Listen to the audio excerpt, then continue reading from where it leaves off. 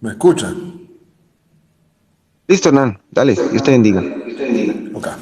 Bueno, hacemos lectura del Santo Evangelio en el nombre del Padre, del Hijo y del Espíritu Santo. Saulo, respirando aún amenazas y muerte contra los discípulos del Señor, vino al sumo sacerdote y le pidió cartas para las sinagogas de Damasco, a fin de que si hallase algunos hombres o mujeres de este camino, los trajese presos a Jerusalén. Mas yendo por el camino, aconteció que al llegar cerca de Damasco, repentinamente le rodeó un resplandor de luz del cielo. Y cayendo en tierra, oyó una voz que le decía: Saulo, Saulo, ¿por qué me persigues? Él dijo: ¿Quién eres, Señor? Y le dijo: Yo soy Jesús, a quien tú persigues. Dura cosa te estar coces contra el aguijón. El temblando y temeroso dijo: Señor, ¿qué quieres que yo haga? Y el Señor le dijo: Levántate y entra en la ciudad, y se te dirá lo que debes hacer.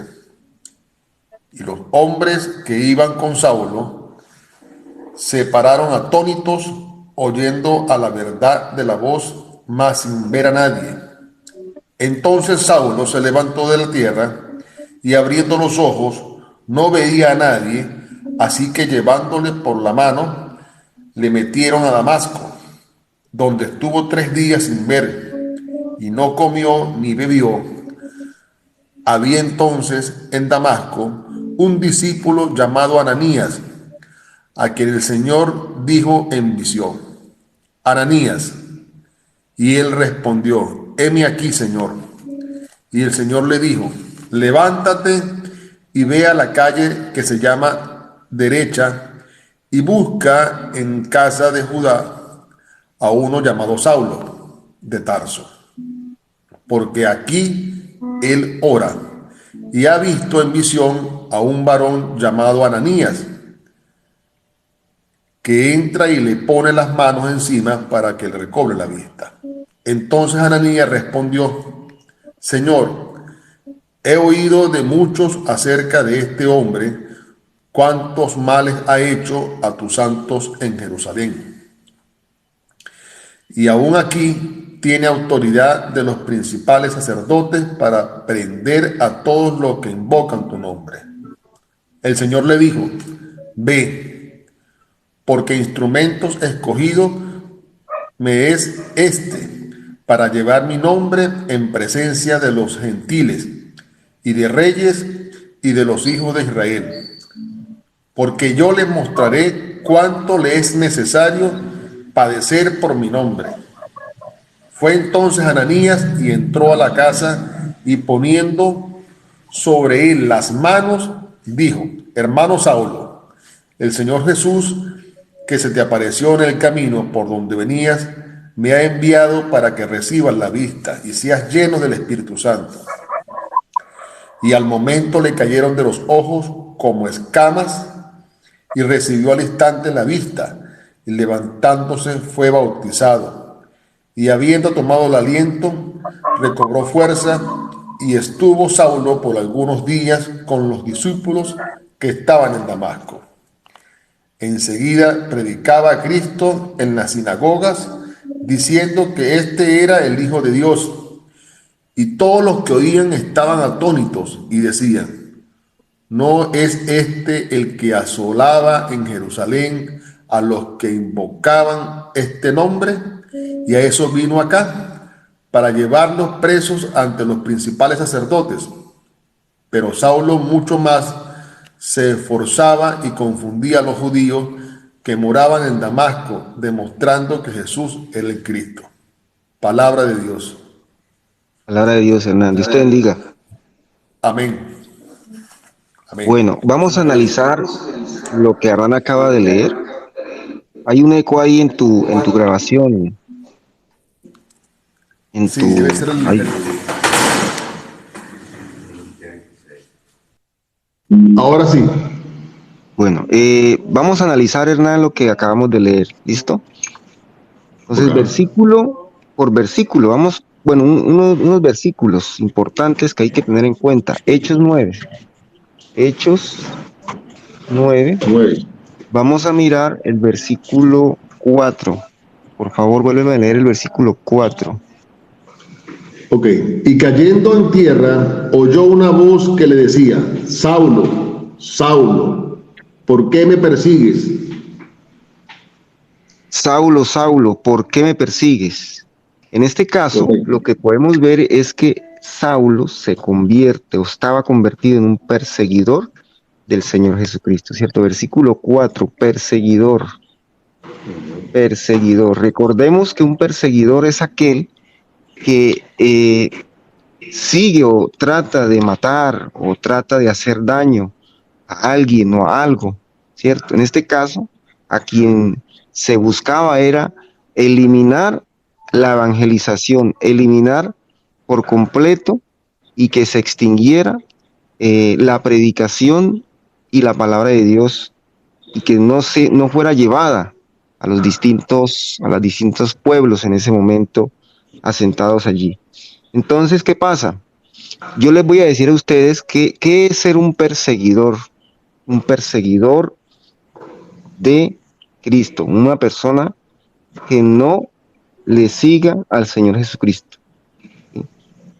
El perseguidor es todo aquel que se resiste a que el Señor more y controle su vida. Ese es el perseguidor. Se resiste a recibir el regalo maravilloso de Dios, que es la redención, el perdón de pecados. Aquella persona que anda en pecado y aún si así haya recibido a Cristo, pero que continúa bajo la oscuridad y no quiere salir de allí, se convierte en un perseguidor, así como Saulo perseguía a Los a cristianos. aquellos que predicaban la palabra de Dios, ¿cierto? Por ejemplo, nosotros habíamos visto anteriormente en Mateo 12 sobre lo que les estoy hablando, ¿sí? En Mateo 12 hablaba precisamente 12:30. Si tú puedes, Hernán, ayúdame con el 12:30. Dale, Mateo lo doce busca. treinta Y en Mateo 12:30 habla precisamente de eso. ¿Quién es el perseguidor? ¿Quién es el que no está con el Señor Jesucristo? Se convierte Aquí, entonces en aquel que no ayuda a predicar, que no ayuda a llevar la palabra de Dios. aquí lo dice, líder, Mateo 30. El Mateo que no es 12:30. conmigo, Eso es. contra mí es, y el que conmigo no recoge, desparrama. El que no es conmigo, contra mí es. ¿Sí? El que no es conmigo, contra mí es. Contra mí es. Entonces, exactamente. Y aquí, en este momento, en este instante, el Señor Jesucristo se nos aparece a todos. O sea, en algún momento de nuestra vida, cuando estamos en crisis, en dificultad, siempre está el Señor Jesucristo ahí diciendo, aquí estoy, ¿cierto? Dura cosa, arriba más adelante vamos a leer esta partecita. Dura cosa es cuando nos resistimos a que Dios controle nuestras vidas a través del Señor Jesucristo. Porque Él quiere que nosotros seamos felices, quiere que nosotros vayamos por buen camino, ¿sí? Y nosotros lo tenemos, y Dios nos lo ha dado como ese regalo maravilloso. El que no es conmigo es contra mí. Así es. ¿Y qué dice, continuando en Hechos 9, en el versículo 5? Vamos a ver, analizar el versículo 5. ¿Quién es el perseguidor? El que se resiste, ¿cierto? Ahora, Correcto. en el versículo 5, ¿qué nos dice? El versículo 5 dice, Él dijo, ¿quién eres, Señor? Y le dijo, yo soy Jesús, a quien tú persigues, dura cosa te es de das coces contra el del aguijón. Dura cosas te es dar coces contra el aguijón. Contra el Así aguijón. dice la palabra de Dios. ¿Qué significa dar coces contra el aguijón? Vamos a escribirlo acá para que lo tengamos en cuenta. Coces contra el aguijón. Vamos a ver.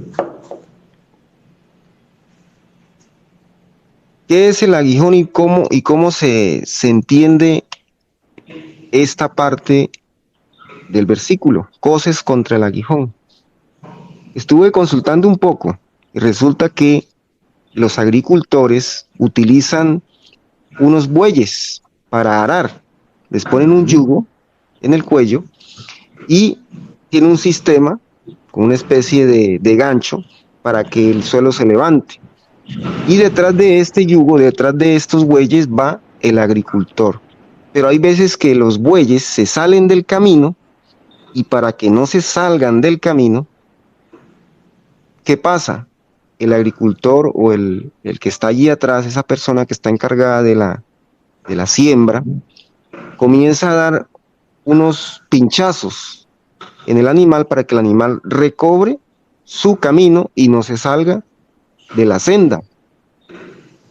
Pero hay veces que los bueyes no hacen caso o no retoman el camino y comienzan todo lo contrario, a dar patadas o a dar golpes contra el aguijón que le está indicando por dónde debe ir.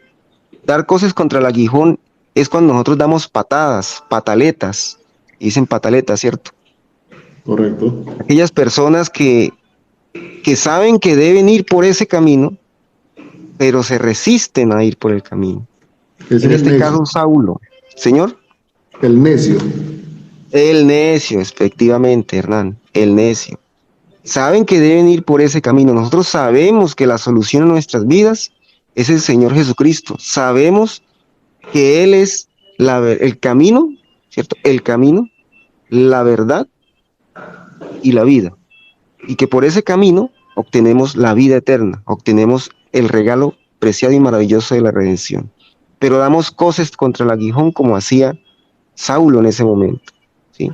Saulo. Además, que la obra tiene que hacerse.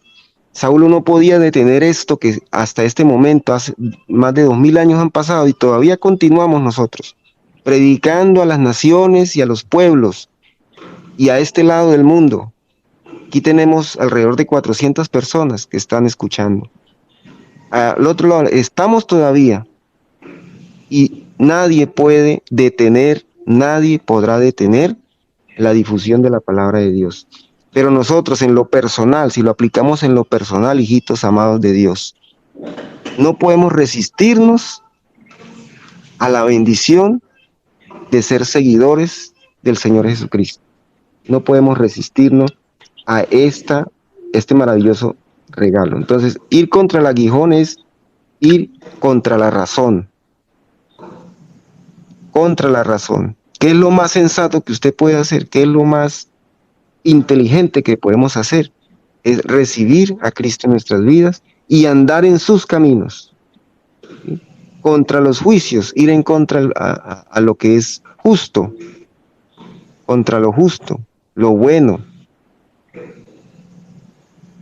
Y esto no se puede vencer. Esto no se puede vencer. Esta es una ola que no se puede detener. ¿Sí? Este Hechos 9, hay muchas cosas que enseñar, no alcanzamos hoy a darlo todo, pero es importante que lo tengamos en cuenta. Es importante. Hernán, ¿estás allí? Sí, aquí aún estoy acá. Ayúdame con Hechos 5, 38, Hechos capítulo 5, versículo 38 y versículo 39. Hechos 5, versículo 38, versículo 39. Acá lo tengo. Sí, señor. Dice la palabra. Y ahora os digo, apartaos de estos hombres y dejadlos, porque si este consejo o esta obra es de los hombres, se desvanecerá.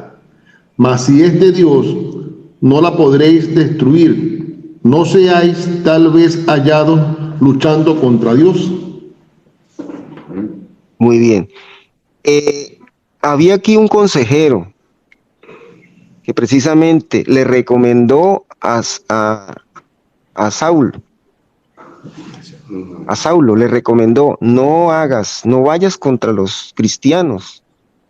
¿Sí? No vayas contra los cristianos, que si no es de Dios, eso se disuelve. Pero si es de Dios, no vaya a ser que tú estés peleando contra Dios. Y dígame, ¿quién puede ganarle una pelea al Señor? No hay ¿Quién puede nadie, no hay ganarle una nadie que pelea? tenga Dios. Nadie. Excelente, así es, Hernán. Nadie. Entonces, aquí qué podemos ver, el consejo que nosotros podemos recibir en esta mañana, siendo ya las 5:30 de la mañana, es ese es el siguiente: el que se resiste a Cristo se hace daño a sí mismo. El que no es con Cristo es contra él. Así de Así es. sencillo. No podemos quedarnos nosotros diciendo, no, yo soy bueno, ¿sí? Yo soy bueno y no necesito de ni una religión, no necesito de... No es religión, es un estilo, una forma de vida con Cristo. Es una forma de vivir. Entonces, ¿qué hay que hacer? Ya sabemos qué hay que hacer. Veamos el versículo 6, Hernán, por favor, de Hechos 9, versículo 6. Versículo 6. Dice el versículo 6, él temblando y temeroso dijo, Señor, ¿qué quieres que yo haga? Y el Señor le dijo, levántate y entra en la ciudad y se te dirá lo que debes hacer. Muy bien. ¿Qué quieres que yo haga? Primero preguntó Saulo, ¿quién eres? ¿Sí? ¿Quién eres? Yo soy Jesucristo, a quien tú persigues, ¿cierto? ¿Qué quieres que yo haga? ¿Qué quieres que yo haga? Le dijo, le Saulo. dijo el Señor Jesús. Le dijo Saulo, sí. Entonces hay que seguir instrucción. Hay que seguir instrucción. Saulo le dijo, ¿qué quieres que yo haga? Entonces el Señor le dijo, ve, ¿cierto? Temblando y temeroso, le dijo, levántate primero que todo. Entonces, si estás en dificultad, estás en crisis o hay algún problema, que no solamente puede ser físico, no solamente puede ser material ni dinero, también hay problemas espirituales, vacíos interiores que podemos estar teniendo. ¿Qué nos dice el Señor? Levántate. Primero, hay que levantarse, ¿cierto? Levantar nuestras cabezas y entra en la ciudad y se te dirá lo que debes hacer.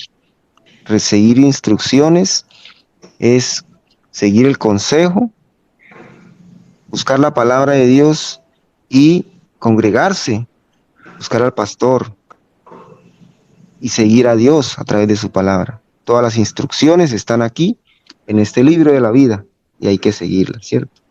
Entonces, esa es la enseñanza que hoy queremos recordar y profundizar y reforzar en esta mañana en Hechos 9 a lo que le sucedió a Saulo. Desde ese momento la vida de Saulo cambió. Hernán lo leyó al final en el versículo 20, ¿qué dice Hernán en el versículo 20 de Hechos 9? ¿Qué pasó entonces con Saulo después? Dice el versículo 20, enseguida predicaba a Cristo en las sinagogas, diciendo que este era el Hijo de Dios. Muy bien, se convirtió de perseguidor a uno de los, o si no el más, el seguidor más aferrado, más terco con la palabra de Dios, más celoso con la palabra de Dios, del perseguidor más celoso al seguidor más celoso de Dios, del Señor Jesucristo. Lo transformó completamente. Tanto así que cambió su vida, que pasó de ser Saulo a convertirse en Pablo, ¿cierto? Pasó de ser Saulo a convertirse en Pablo.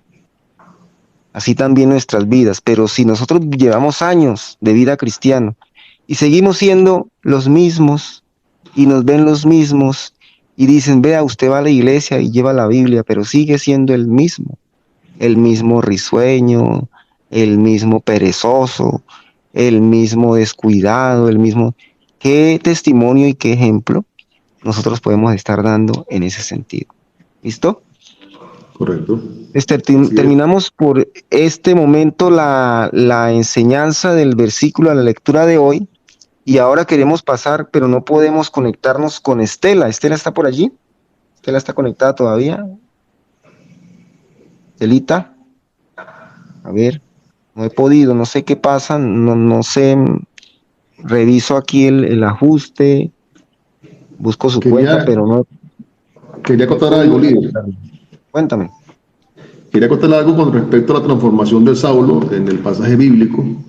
Y es una muestra más de lo que la misericordia de Dios puede hacer. Y esto nos lleva a nosotros a reflexión muchas veces, incluyéndome en este comentario, cuando vemos muchas personas que generamos juicio, cuando nos encontramos que alguien ha entrado una palabra o ha sufrido una transformación por parte de Dios, específicamente esas personas que han estado presas, que han tenido una vida de delitos, de hechos pecaminosos, entonces la misma sociedad cae en juicio diciendo, este después que era asesino, era ladrón, ahora es un predicador, ahora está con la palabra.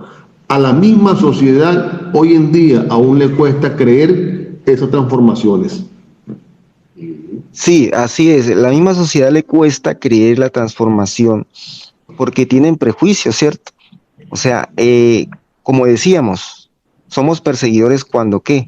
Cuando nosotros no creemos y no tenemos a Cristo en nuestro corazón y nos resistimos a las bienaventuranzas y a las cosas buenas que el Señor Jesucristo hace en nuestras vidas. Miramos de pronto el pasado, miramos lo malo y no lo bueno, porque ese es el pensamiento humano. El pensamiento humano tiende siempre al mal. En la persona natural que no ha recibido de Cristo, que no vive una vida espiritual, sus pensamientos siempre tienden a lo malo, a pensar, a desear y a hacer lo malo porque parece que es más atractivo en ese momento. Pero no, sabemos que lleva simplemente un sufrimiento constante en nuestra vida y en nuestro ser. ¿Cierto, Hernán? Así es. Así es. Así es. Bueno, Bueno, Hernán, ¿qué preguntas hay por allí? ¿No viste alguna pregunta? ¿Qué pregunta tienen los que están conectados? Tenemos 200 personas. ¿Qué preguntitas hay? déjame Eh, revisar nuevamente un momento. Ya te digo. Bueno, por los momentos no veo una, solamente hay personas pues apoyando el en vivo, dando bendiciones y unos que otros por allí quizás en contra de lo que estamos haciendo, renegando de la palabra del Evangelio. Ni siquiera es en contra de nosotros ni de ustedes, sino están renegando del Evangelio. Y eso los invito yo personalmente a que sigan escuchando para que Dios le pueda hacer una transformación. Se nos dice alguien que de verdad está viviendo una transformación. Cada día se sigue siendo presente la misma. Muy bien, vamos a seguir con Éxodo 20 para terminar el día de hoy. Éxodo 20. Busquemos todos Éxodo 20 Éxodo 20. Vamos a buscarlo por acá. y veamos, continuemos con los mandamientos. Ya recuerden que habíamos visto los mandamientos el día de ayer. Vamos a borrar aquí. Éxodo 20. Acá lo tengo. Leamos el versículo 5. Dice la palabra en el versículo 5 de Éxodo 20. No te inclinarás a ellas, ni honrarás, porque yo soy Jehová tu Dios, fuerte, celoso, que visitó la maldad de los padres sobre los hijos hasta la tercera y cuarta generación de los que me aborrecen. Muy bien, y el versículo 6 y 7. Y hago misericordia a millares a los que me aman y guardan mis mandamientos. No tomarás el nombre de Jehová tu Dios en vano, porque no dará por inocente Jehová al que tomare su nombre en vano. Muy bien. Habíamos visto en estos días los primeros mandamientos, que eran que no tendrás dioses ajenos, ¿sí? Habíamos dicho, no tendrás dioses ajenos.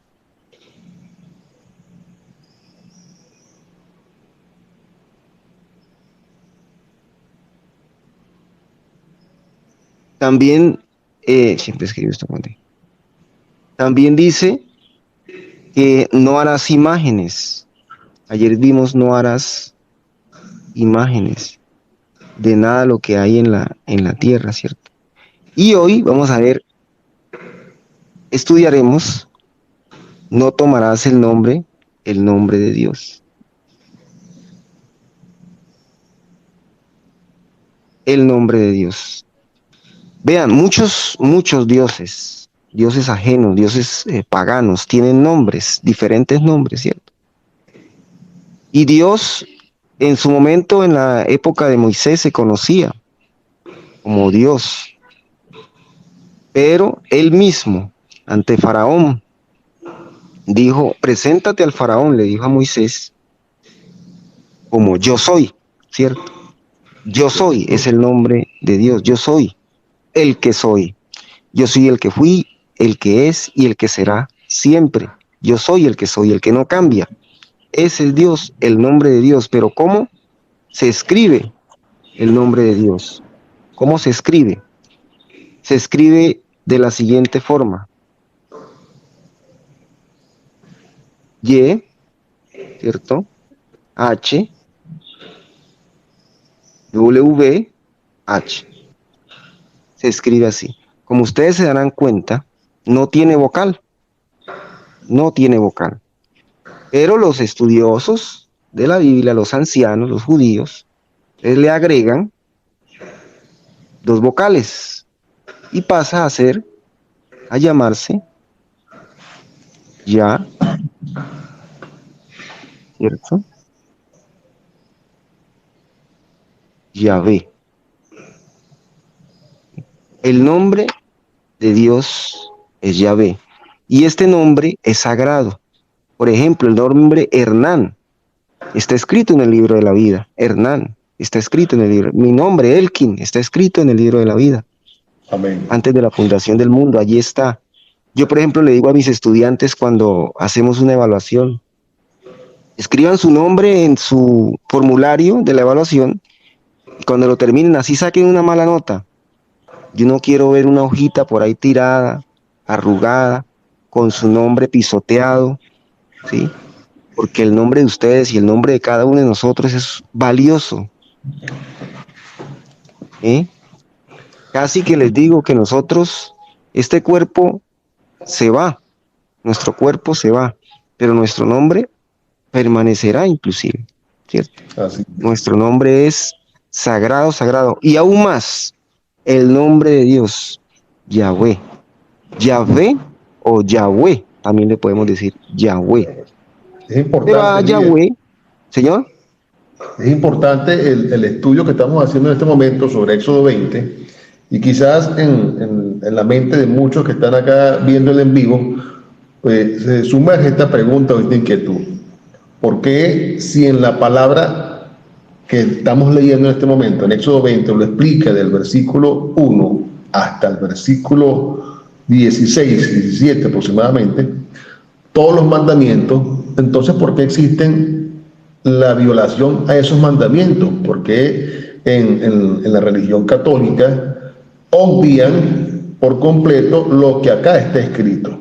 Es allí la controversia y no es lo que yo digo, es lo que está escrito. Entonces es allí donde se genera quizás una matriz de opinión diversa y un tema conversacional muy profundo. sí, esa es una discusión que se viene dando, se ha venido dando siempre, y han ido dando siempre, sobre, es que el ser humano, Hernán, tiende a poner todo lo que es bueno, ¿sí? Lo pone como malo. Entonces, el enemigo, a través de sus seguidores, que buscan que los mandamientos se vean como algo coercitivo, algo malo, algo que no le ayuda a la gente, que entonces se habla de libre expresión, libre democracia, bueno, un montón de términos que lo que hacen es decir que la libertad, ¿sí? Todo esto, entonces dice los mandamientos van en contra de la libertad, pero en realidad los mandamientos es todo lo contrario, como dijimos la vez pasada, los mandamientos nos vivifican y son para nosotros un deleite y un gozo, porque con ellos podemos saber qué es lo que tenemos que hacer. Son dulces como la miel, dice la palabra de Dios. ¿Sí? Así Entonces, es. esto no lo entienden las personas, porque para eso estamos aquí, para entenderlo, entendiendo que los mandamientos son un regalo que Dios nos dio para disfrutar en ellos las cosas que nosotros podemos hacer y recibir bendiciones. Es que los mandamientos no vienen solitos, no van solitos. Los mandamientos vienen acompañados de bendiciones. ¿Por qué? Porque los mandamientos se hicieron para protegernos, para ayudarnos, ¿sí? Proteger el pueblo de Israel y ahora proteger a la iglesia. Algunos dicen hay que omitir los mandamientos del antiguo pacto y esto son fugadas y artimañas para que nosotros no sigamos los preceptos que Dios nos pone como principios de vida. ¿Sí? Son principios de vida. ¿Qué otro nombre podemos nosotros adorarle a Dios con otros nombres que son como una expresión de exaltación a Él mismo? Entonces, por ejemplo, podemos ver Adonai, ¿sí? Adonai, vamos a Adonai en hebreo. Adonai significa el Señor, eh, el Creador. Jehová. ¿Sí? No, Adonai es como decir amo, mi amo, ¿cierto? Él es mi amo, Adonai. ¿Sí? Yo le pertenezco a él, entonces Adonai, mi Adonai. Jehová también, como dijo, es un término abreviado que sale de Yahvé. Mire, por ejemplo, aquí se ve Yahvé. Los judíos no podían pronunciar, para ellos es sagrado, tan sagrado es el nombre de Dios que no lo pueden pronunciar en vano, ¿cierto? Aquí lo podemos decir nosotros porque tenemos a Cristo en nuestro corazón y somos libres en Cristo Jesús. Yahvé, ellos no pueden decir Yahvé porque sienten temor, ¿cierto? Pues nosotros también respetamos el nombre de Dios, Yahvé, o Yahweh. Adonai, ¿qué más? Jehová, dijo Bernard. Jehová es una combinación, entonces aquí sale Jehová, ¿sí? Esta V esta se convierte en H, esta es la H aquí, Jehová, ¿sí? Surge entonces de este término Yahvé. Adonai, Jehová, Elohim, Elohim. Elohim, Elohim, Elohim, Elohim, ¿cierto? El creador, nuestro Dios el creador. Adonai es nuestro Dios, nuestro amo, nuestro Señor. Y Elohim es el Señor nuestro creador, el que nos diseñó en el vientre de nuestra madre. Elohim, el Elohim. El Elohim de Elohines, dicen por ahí los hebreos, ¿cierto? El Dios de Dios es el creador de todo lo que existe. El Shaddai, otro nombre, anotándolo, el Shaddai. Y así hay muchos, pero vamos a ver los principales, los que más escuchan. El Todopoderoso, el Shaddai quiere decir el Todopoderoso. Mi Adonai, Jehová, Elohim, el Shaddai. Abba Padre, ¿sí? Abba significa mi papá. Pero Abba no es simplemente decir el Padre Celestial, no. Cuando nosotros decimos el Padre Celestial como el que está por allá lejos, ¿no? Abba es un significado más como de papi, mi papá. Cuando usted, por ejemplo, tiene un temor o se lastima y usted corre a papá y dice, papi, me lastimé, así nosotros también tenemos esa conexión y esa amistad con nuestro Padre Celestial y le podemos decir papá, le podemos decir papi. Abba, Padre. Abba significa papá, pero a papá de amor, papá de cariño, ¿cierto? Y así hay muchos, Rafa, Rabot, Nisi, muchos nombres que exaltan a Dios, ¿cierto? Y significan que Dios es Él, es el que es. Yo soy el que soy, el que es, el que será, siempre. ¿Listo? Entonces terminamos este provechoso día de devocional y vamos a hacer la oración final. Mañana vamos a hacer el esfuerzo para tener aquí a a Estela, debido a que tenemos problemas de conexión, pero Estela mañana, con el favor de Dios, de lo posible para que podamos conectarnos, porque no he podido. Estela va a ser nuestra terapista del ser. Ella es especializada, coach, instruye sobre todo el tema de las emociones, el tema del alma, el tema del cuerpo también, ¿sí? Los pensamientos, cómo controlar nuestros pensamientos, la meditación, todo esto vamos a tenerla mañana, con el favor de Dios. Ayúdenme a orar para que solucionemos el problema técnico que tenemos y tengamos nueva diversidad, más diversidad de temas en el devocional, y podamos nosotros también alimentar y fortalecer nuestra parte mental, tener salud mental, sanidad interior y fortalecer también la parte física. Hernán, ¿qué le parece? Excelente, maravilloso. El interactuar de esta manera, pues se abre un compás de muchas preguntas y respuestas que quizás con los compañeros que están en el en vivo también pueden aclarar muchas dudas e inquietudes. Y aprovechando su elocuencia y su conocimiento bíblico líder, pues mucho lo que podemos aprender cada día, abriéndolo el conocimiento, el aprendizaje y aceptando todo lo que estamos escuchando en el nombre de Dios. Amén, amén.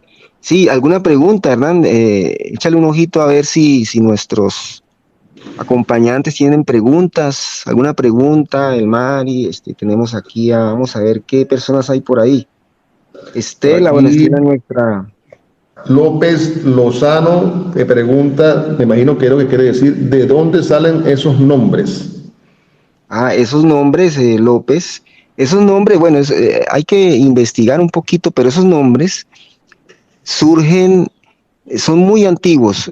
Antes el escrito hebreo, el lenguaje hebreo, yo no soy teólogo, pero estudié un poquito antes de venir acá. Los escritos no tenían vocales, ¿sí? Los escritos antiguos judíos no tenían vocales. Recuerden que el Éxodo y el Génesis, toda esta parte del Éxodo lo escribió Moisés en sus escritos. Entonces allí que se comenta este hecho de que Moisés se presentó ante el faraón y decía, pero ¿cómo le digo al faraón? Porque ese era como el problema que había. Decía, deja ir a mi pueblo, porque mi Dios dice que deja ir a mi pueblo. Entonces, como el faraón tenía muchos dioses, entonces le dijo a Moisés que cómo lo iba a presentar al faraón, ¿sí? ¿Con qué nombre? Entonces dijo, preséntame con este nombre. Entonces el mismo Dios le dijo a Moisés que lo presentara con su nombre, que es YHWH, ¿sí? Así Que es. no se puede pronunciar porque no tiene vocal, pero sí puede tener un sonido que es como ya, algo así, ¿sí? Ya. Sí, De hecho, dicen por ahí que este nombre se pronuncia, no tiene vocal, pero se pronuncia en nuestra respiración, ¿cierto? así es, Cuando así es. respiramos, es como un suspiro, es Yahvé, Yahvé, Jehová, Adonai, Elohim. Bueno, Hernán, otra preguntita porque ya se nos acaba el tiempo. Hay, Por ahí no hay hay. una compañera por acá llamada Carmen Abreu, ella formula la siguiente. Ella quiere saber si es malo ser cristiano no católico. ¿Es malo ser cristiano no católico? Quiere saber si es malo ser cristiano no católico. No, Tiene pues, una pregunta de duda. Ella quiere saber si es malo ser cristiano no católico. pues no, Carmen vea. Abreu.